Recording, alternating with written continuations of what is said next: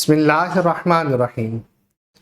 السلام علیکم ورحمۃ اللہ وبرکاتہ۔ میں ہوں سید بابر شاہ گیلانی۔ میں اپنے چینل شاذلی جواہر پر اپنے تمام محبین، معتقدین، متوسلین و مریدین کو خوش آمدید کہتا ہوں۔ آج میں آپ کو وہ عمل تعلیم کروں گا کہ اس عمل کے کرنے سے ہمارے دل کی تمام کثافتیں دور ہوتی ہیں اور اللہ تبارک و تعالی ہماری کثافتیں دور کر کر اس دل کو روشن کر دیتا ہے، اور اس دل کو ایسا روشن کر دیا جاتا ہے کہ سبحان اللہ، اور دل کا آئینہ جب صاف ہو جاتا ہے تو اس آئینے میں سب دکھتا ہے۔ ایسے ایسے مشاہدات ہوتے ہیں کہ اللہ اکبر، مشاہدات ایسے کہ اس کا عامل خود محو حیرت ہوتا ہے۔ ایسے حیرت انگیز مشاہدات ہوتے ہیں جو عام زبان سے بیان نہیں کیے جا سکتے۔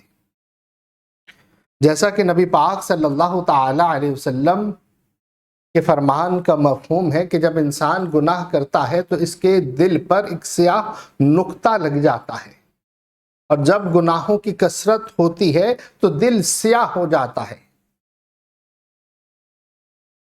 تو اس دل کی صفائی کے لیے ذکر الہی کی کثرت کی جائے، اور اللہ والوں نے ہمیں اس دل کو صاف کرنے کے بہت سے طریقے تعلیم کیے۔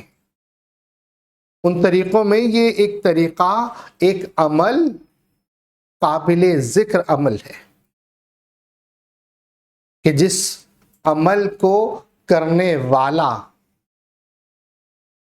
خود ایسے ایسے مشاہدات کرتا ہے کہ سبحان اللہ۔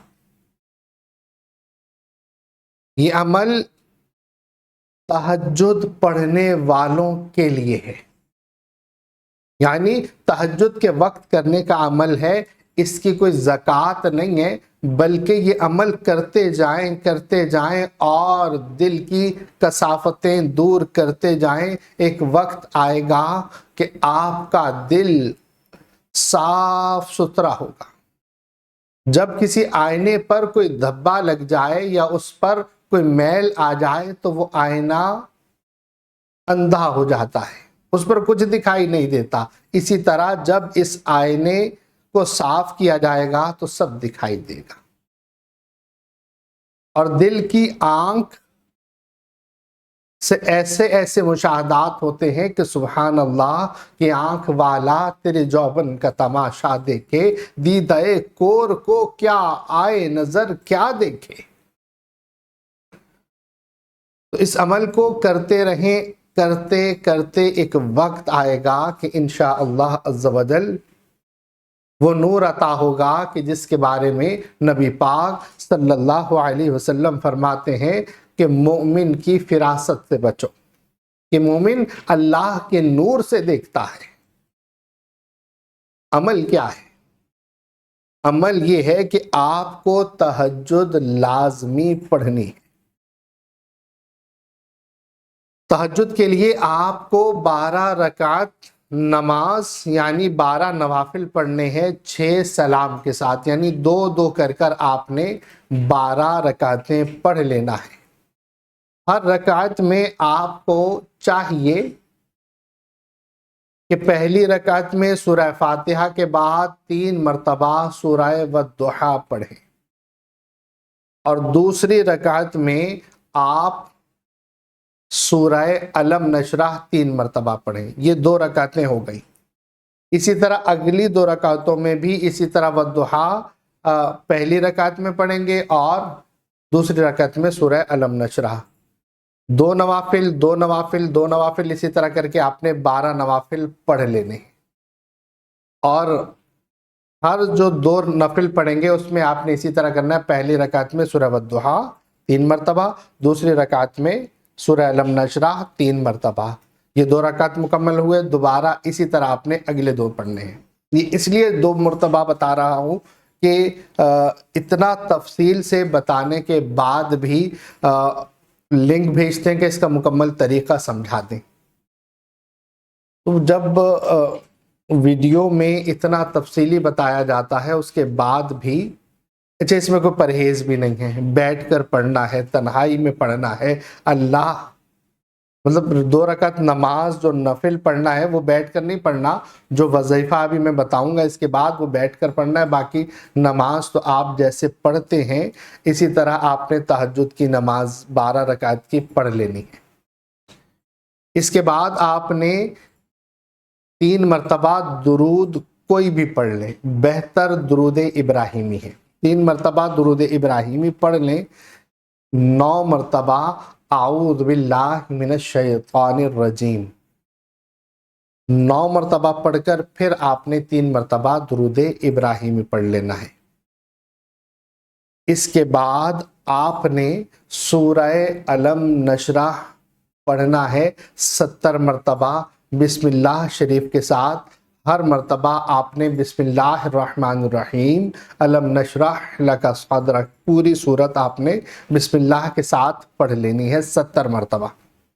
70 مرتبہ جب آپ یہ سورہ علم نشرح پڑھ چکے اس کے بعد آپ آنکھیں بند کر کے بیٹھ جائیں. آلتی پالتی مار کر آپ بیٹھ جائیں جیسا کہ یوگا سٹائل ہوتا ہے.